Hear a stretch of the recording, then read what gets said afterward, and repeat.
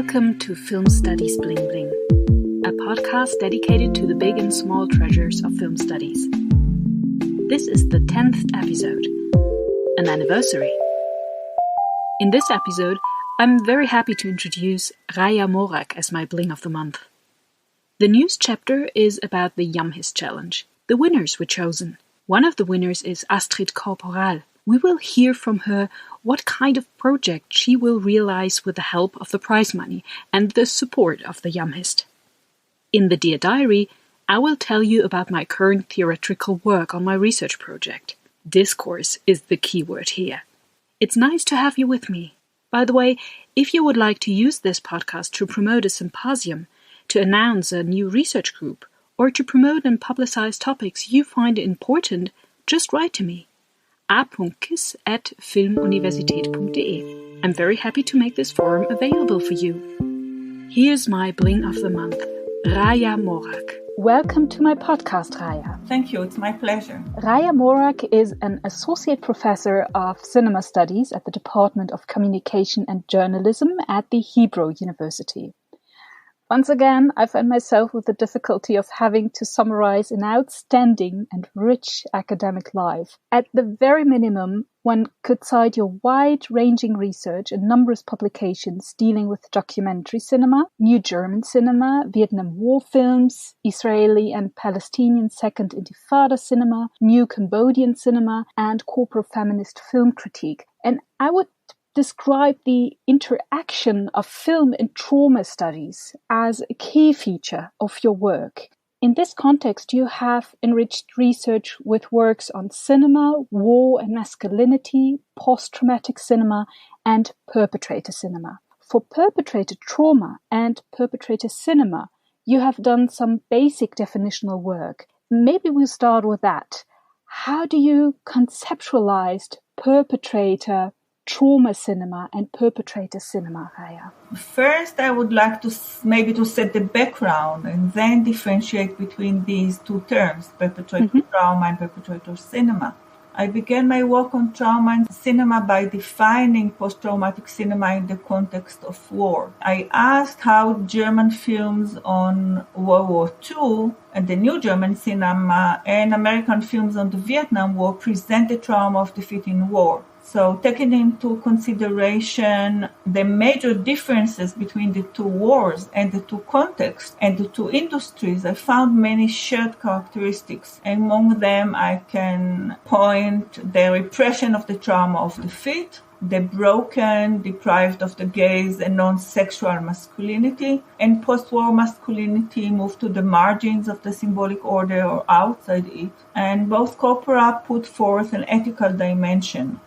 The construction of masculinity and manliness, I would say, in both carries the ideological statements of these cultures in relation to their traumatic past. For example, New German cinema's presentation of defeated masculinity undoubtedly bears the corpus negation of fascist Nazi masculinity, even though they relate mostly to family melodramas and not war movies. So through defeated masculinity, we can see that post-war directors opposed the Nazi regime, although the Holocaust was rarely presented in their films.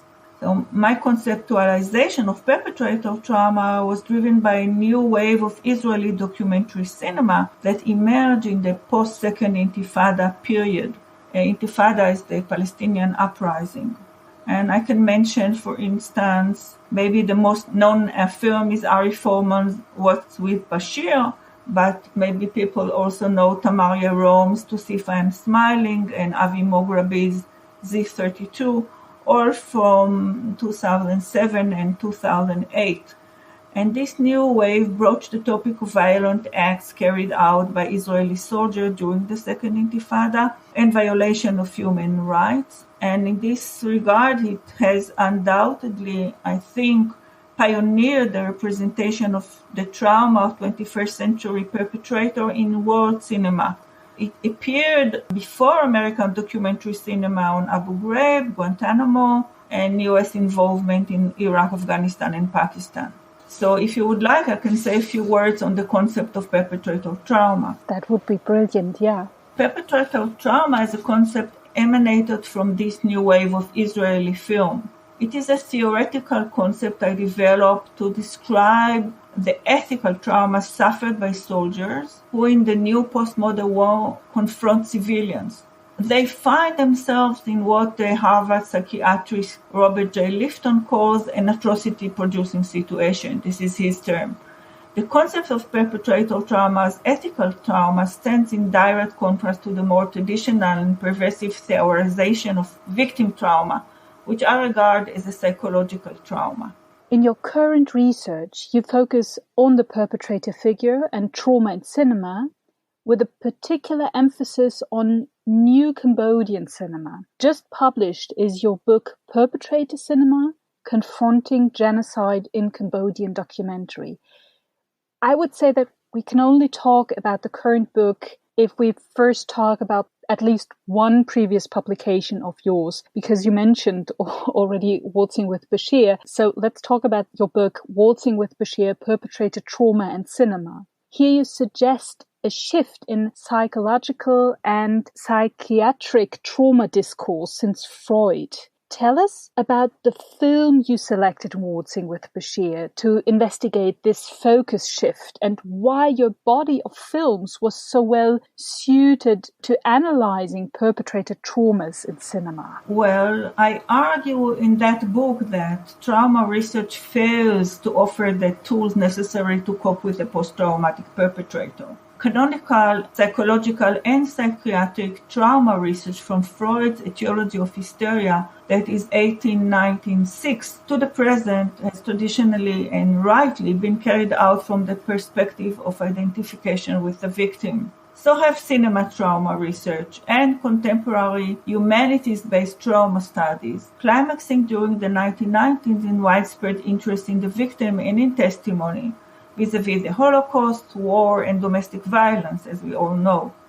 The novel concept of perpetrator trauma breaks over 100 years of repression of the abhorrent and rejected concept of the perpetrator in research, which generally perceives perpetrator trauma as unseemly and unthinkable. So proposing a new direction in cinema studies dealing with national traumas, which is for the first time recognizes this shift from trauma suffered by victims to that of perpetrator, requires, I think, a new epistemology. It requires its readers break deep-seated psychological and psychiatric as well as cultural and political repression.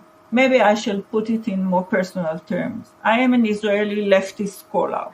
Okay, as an Israeli leftist scholar, caught in the trap of being symbolically and practically part of a regime, of an occupation I detest. It is my aim to define the horizon of this new epistemology in order to pave the way for acknowledgement of perpetration deeds carried out in my name in the occupied territories. So I hope this conceptualization of perpetrator trauma contributes to understanding Israeli culture, which must balance between the Holocaust and the occupation, simultaneously experience victim and perpetrator traumas. But it also contributes to understanding American cinema on Iraq, Afghanistan, and Pakistan, as I mentioned earlier, and current trauma theory at large. In your current book, Perpetrator Cinema, you examine the genocide carried out by the Khmer Rouge in Cambodia, in which from 1975 to 1979, 2 million Cambodians died. What prompted you to deal with this traumatic event in your academic work? Well, more than a decade ago, during an international film festival, I watched the Cambodian documentary film S21. S21, the Khmer Rouge Death Machine. This is the film title.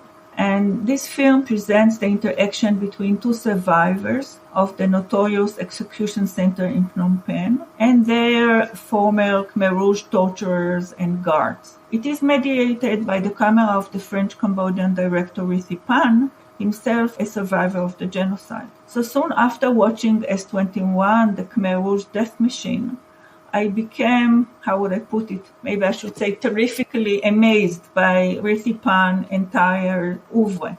I later learned that during the Pol Pot auto-genocidal regime, a greater proportion of the population perished than in any other 20th century revolution, and that the entire strata of the middle and intellectual classes, including the directors, actors, actresses, novelists, technicians, cameramen, everywhere, were murdered, and the cinema industry demolished. So this background made me both more appreciative of and more puzzled over the extraordinary renaissance of the new Cambodian filmmaking, which I believe to be a rare phenomenon in world cinema.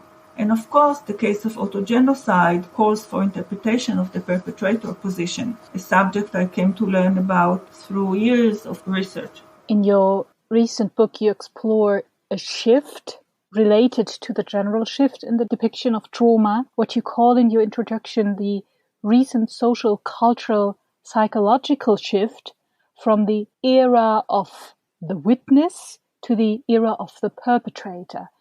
Can you explain this to us, perhaps also in connection with the shift you have identified from the trauma of the victims to the trauma of the perpetrators? The era of the perpetrator is defined not only by the traumatic calendar.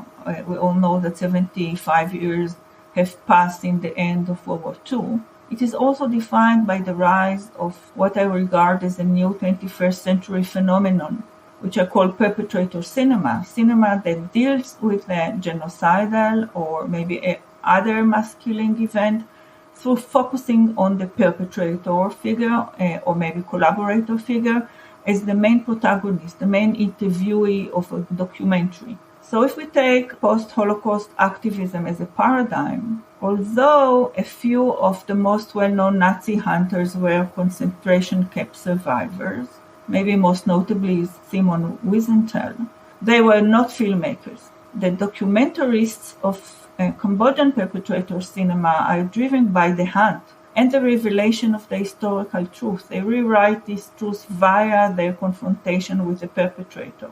In most of their films, they are under the perpetrator's gaze and feel compelled to present their own partial or full testimonies.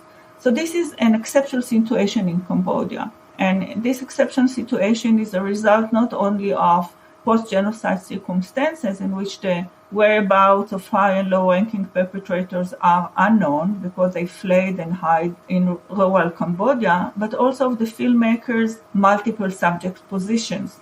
Because the filmmakers are survivors of the Pol Pot autogenocide, as well as docu-history activists and the perpetrators' interviewers. The image of the perpetrator is precise. It's a real-life figure confronted by the director, and mostly depicted through his defeat or upcoming defeat at the Khmer Rouge Tribunal. You know, the tribunal founded in 2006 to bring high-ranking perpetrators to trial. And it exposed the historical truth after 30 or 40 years of taboo. And in this way, it assisted directors with their activism. So I call this documentary dueling. It is an extraordinary format in which the survivors are described, interviews, and confronts the perpetrator. And it offers new conceptions regarding the major questions that still haunt post-Holocaust research and practice that have become part of the legacy of the 20th century. In my book, I say, or I contend that during the second half of the 20th century, the genocide studies and related field of research were overwhelmed by the indecipherability of the Holocaust and continuing difficulties in bringing Nazis to trial. They therefore produced one of the major enigmas of the 20th century, that of the ordinary perpetrator. But based on lengthy interactions, Cambodian perpetrator cinema poses new questions, such as whether this documentary dueling will civilize the perpetrator. For your recent book, you have once more put together a highly interesting film corpus. Please describe your selection. What distinguishes the documentary films and how they are capable of, what you said, providing epistemic tools for the shift from the era of the witness to the era of the perpetrator? Well, Cambodian perpetrator cinema, I think, proposes for the first time in the history of cinema, as I said, a direct, non-archival, face-to-face confrontation between the first-generation survivor and the perpetrator. This is an extraordinary encounter with both high and low-ranking perpetrator. And it is enabled by the intimate horror of the auto-genocidal nature of Cambodian genocide, when the Khmer Rouge murdered, as I say, a quarter of their own people. And it can occur only because of the horrific neighborhood prevalent in post-1979 rural Cambodia, where perpetrators live among their former victims and still exert power over them. So encounters with high-ranking perpetrators are revealed in films such as director-survivor Thet Sambath and his British co-director Rob Lemkin's film Enemies of the People, A Personal Journey into the Heart of the Killing Fields from 2009. After a 10 years quest across rural Cambodia, Thet Sambath ultimately located Nuon Chea. Nuon Chea was the chief ideologist of the Khmer Rouge. He was Prime Minister of Democratic Kampuchea and brother number 2. That is, he was second in command only to Pol Pot. And after developing a relationship and interviewing him over the course of 3 years, Nuon Chea finally admitted to the director-survivor, to Sambath, and to Lemkin, his co-director, that he had been involved in Pol Pot's decision to kill their Cambodian compatriots. In another documentary film, Dutch, Master of the Forges of Hell, from 2011, director-survivor Rithi Pan, whom I mentioned before, presents a dueling dynamic based on refuting the perpetrator lies. Hundreds of hours of interviews with Keng Wek Eve, nicknamed Dutch or Diok, who was Pol Pot's chief executioner and former commandant of the infamous detention and execution center S21, is at stake. It's not Dutch's failed or partial confirmation, but the transformation in power relations between the two of them. And we can add to that more examples. Films like Lida Chan and Guillaume Suon, Red Wedding from 2012, and Niri Adeline Hayes Ankar from 2018, that present confrontations with low-ranking perpetrators. I think that this new form of testimony, the duel, marks a new phase in world cinema's representation of genocide, as well as in genocide studies and other related fields of research. And if you would like, I can explain the difference between the concept of perpetrator trauma and the concept of perpetrator cinema. Yeah, that'd be great. Yeah? Okay. So I think I should add that perpetrator trauma is but a part of a large 21st century phenomenon of interviewing perpetrators. But it is totally different in substance. The soldiers, the Israeli soldier or American soldiers, who confess their violation of human rights in the territories, do so voluntarily. Their confession is uncathartic. They address the Israeli government and demand recognition of the wrongdoings done to the Palestinians. This is ethical trauma, as we said, based on self-criminalizing.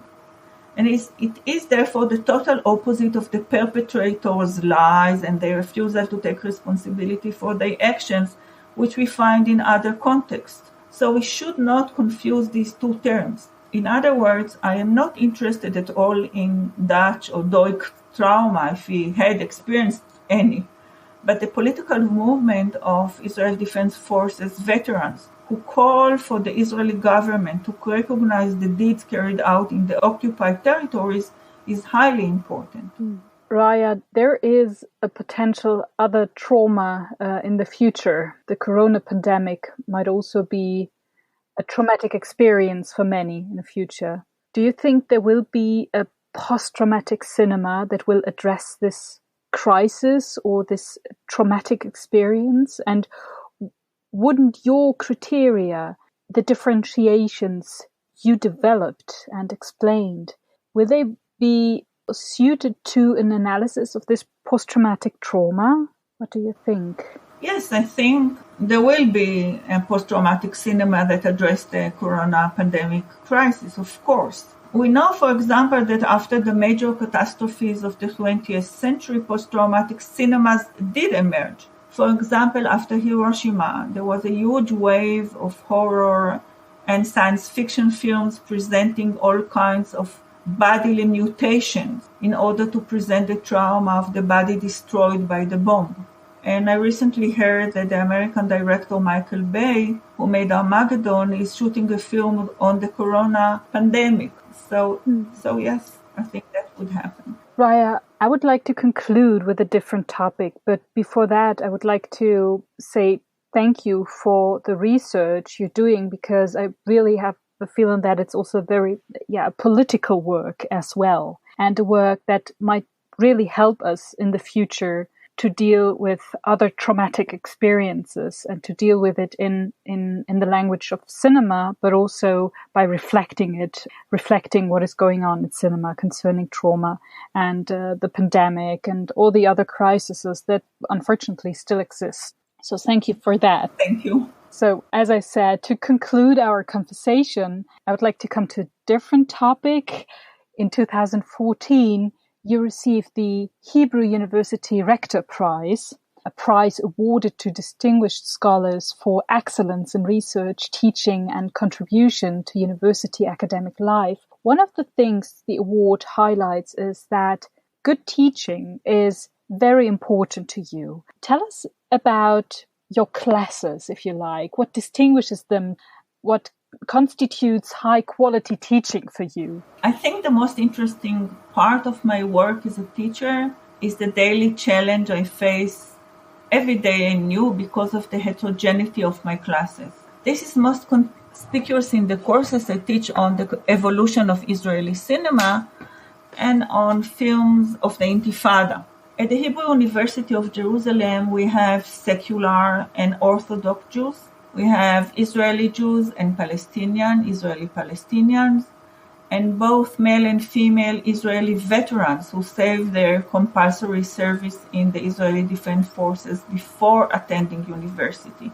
So these classes are very heterogeneous in nature.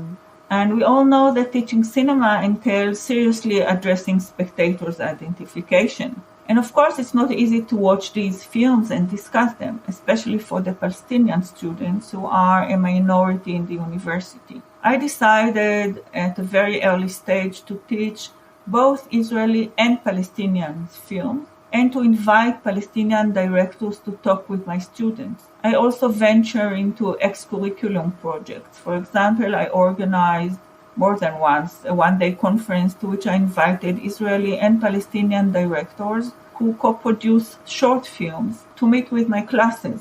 We screened 3 short films and opened the door for a discussion, which of course included the issue of cooperation and co-production. Since these are very sensitive subjects, especially for the Palestinian directors, I chose a series of short films on sport, and this allowed us free conversation and enabled Palestinian and Israeli Jewish students to share emotions and attitudes.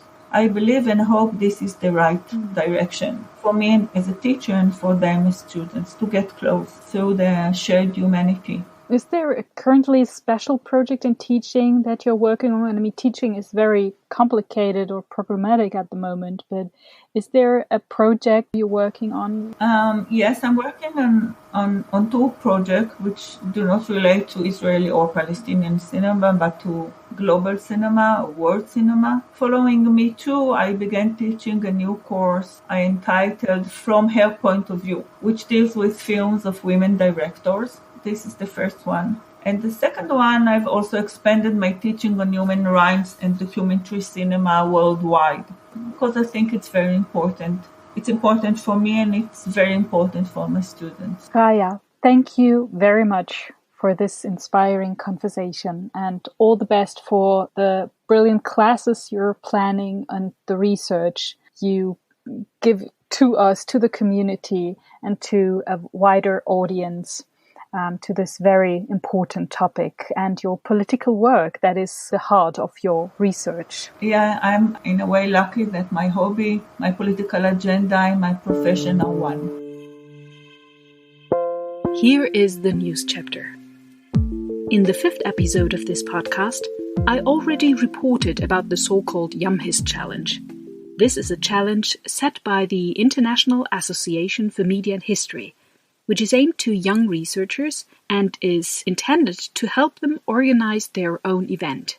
In the aforementioned episode, I had the pleasure to speak to the coordinator of the challenge, Melanie Bell. She was so kind to give us an insight into the formal aspects of the award.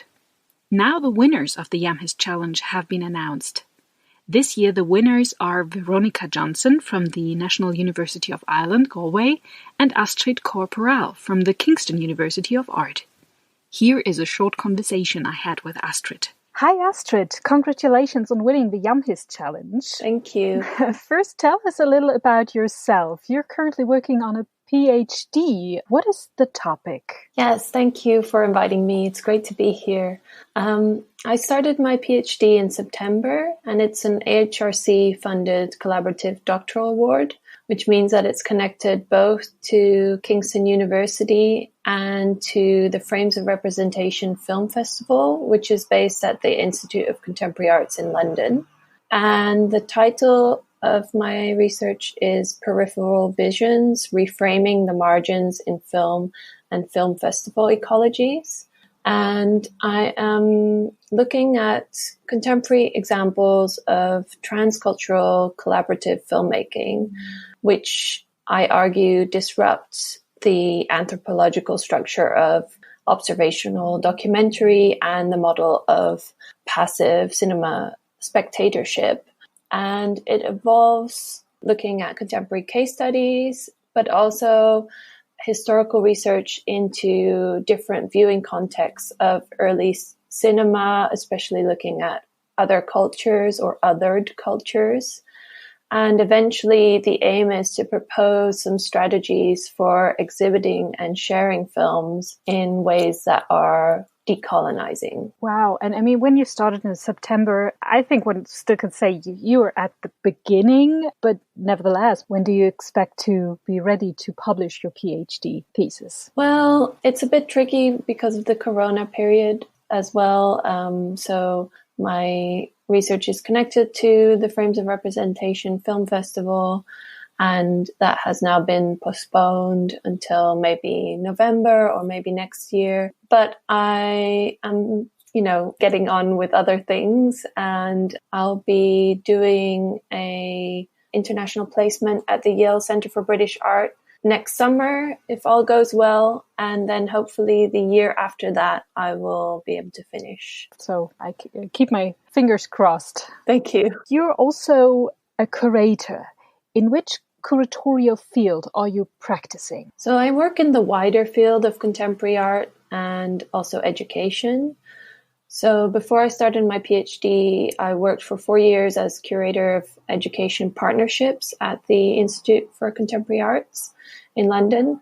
And I organized a lot of conferences, curated performances and different events related to contemporary art. And I worked with the Frames of Representation Film Festival. And before that, I co-founded an exhibition space called Almanac Projects, which is in London and Turin.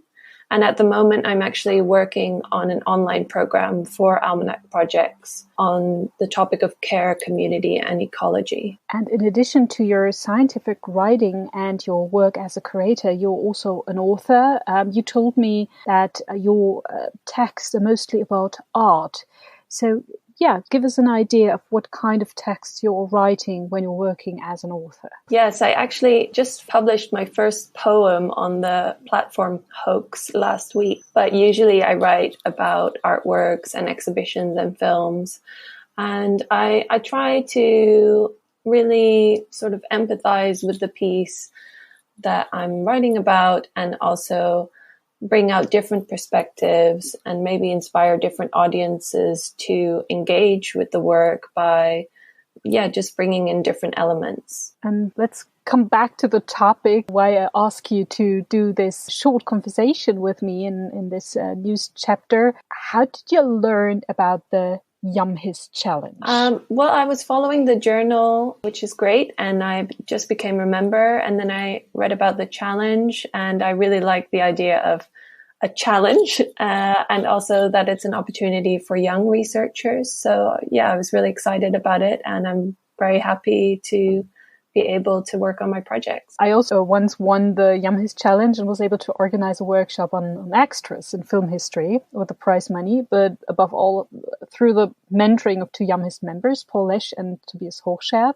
With which project did you apply? The project is called Moving Images Institutional Bodies. And It will be a 2-day symposium in the spring of next year, exploring the creative and the ethical use of moving image and film and photography as a medium to engage with contested or problematic institutional collections, histories, and archives. And specifically, it's looking at practices that are engaging with institutions connected to the discipline or the incarceration or the separation of bodies and objects from their social context. And that means looking at films often engaging with museum collections, colonial museum collections, or engaging with prisons and inmates. And I developed the event in collaboration with my PhD supervisor, Philip Bornell, who's a filmmaker and has recently been producing films with inmates and in prison contexts. And it will be part of the research center called the Visible Institute at Kingston University. So the symposium will take place in London, right? Yes. Who would you like to participate in the symposium? Is it meant for young researchers? Definitely. We hope to have a mix of research presentations and filmmakers, and also to mix theoretical presentations and actually short film screenings. So it would be for a broad audience, researchers, young researchers, students, but also filmmakers, artists, and maybe also activists who are interested in the topic of contested collections or contested spaces like prisons. Do you know already when you will publish the call for participation or the call for papers, or do you only invite people? How do you plan to find your participants? It depends a little bit on the budget, because we're hoping to partner with a couple of other institutions, but with the IAMHIST budget, we will be inviting some speakers and some artists, and then hopefully also developing perhaps a special issue of the journal for which there'll be a call for papers. But yeah, it could become bigger, but for now it will be invited participants. Thank you very much, Astrid, and good luck. And we will hopefully read a journal issue on this very interesting topic. And yeah, I wish you a very inspiring symposium in spring, and hopefully the corona pandemic will be over then, so that you can really meet live and in person in London. Definitely. Thank you. This is the Dear Diary chapter. In my project, The Cinematic Face of Cities, I'm dealing with the image of so-called film cities. I would like to add a specific film scientific perspective to the existing research on images that comes especially from marketing research. This perspective understands that the image of film cities is not solely a matter of a series of actions undertaken by a city's marketing departments as a form of top-down implementation, but one that thrives on numerous interdependent networks of actors taking up the actuality of urban film history. I would like to describe the process of image formation as a discursive one. The term discourse is one that is used frequently and extensively in numerous disciplines, as well as various forms of discourse analysis. In recent weeks, I have therefore tried to address the various conceptualizations of discourse. I've been thinking about which of them are useful enough to operationalize in my work. The selection of a particular concept of discourse and its subsequent operationalization is enabled on a decision about its appropriateness in relation to the object of research, of course. The object of research is an extremely heterogeneous one. In the discursive process of image building of a film city, we're dealing with numerous actors and their varied contributions to the discourse, inclusive not only of texts on the subject of film and city, but also images on the walls of houses, streets named after filmmakers, or leisure activities that relate to film and the city in some way. An orientation solely inclined towards Foucault, a theorist whose concept of discourse is most frequently referred to in the literature, did not seem sufficient to me, due to the material and non-linguistic performative elements that shape the discourse. Of the other theories of discourse, Ernesto Laclau and Chantal Mouffe's approach seemed to me to be the most suitable. Their work, Hegemony and Socialist Strategy, published in 1985, is key. They refer to Foucault, but represent a more open concept of discourse, a perspective which can certainly be criticized and has already been subject to attack, but which seems to me to be very helpful in getting a grip to the heterogeneity of the field of discursivity, in a great part due to its explicit turn to the material and non-linguistic performative elements. Laclau and Mouffe encourage me to first open myself up to everything that is there as potentially discursive. Even a stone can, but does not have to, be part of a discourse at the moment when it is brought into a meaningful relationship with other elements through an articulatory practice. Hegemony and Socialist Strategy is not an easy read. The reading was not a real pleasure, to be honest. Therefore, for those who are interested in Laclau and Mouffe, I would like to recommend the work of Georg Glase. He is professor for cultural geography at the Institute of Geography at the Friedrich-Alexander University Erlangen-Nuremberg. Glase uses Laclau and Mouffe's perspective on discourse in his work and has published a number of papers on the operationalization of their discourse theory. His reflections help to ensure that the expanded concept of discourse is not only applied in human geography studies, but also in social and cultural science research on space, for instance the analysis of the relation between space, identity and politics, and also in film studies projects such as mine. How exactly I operationalize the discourse theory will have to wait another episode. So much for today. That was Film Studies Bling Bling. After 10 episodes, I'm allowing myself the luxury of a holiday in August. So the next episode will be released on September the 20th. As I said in the beginning, please send me your topics, news, hints on events. All are welcome. So have a beautiful August. You'll hear from me again in September.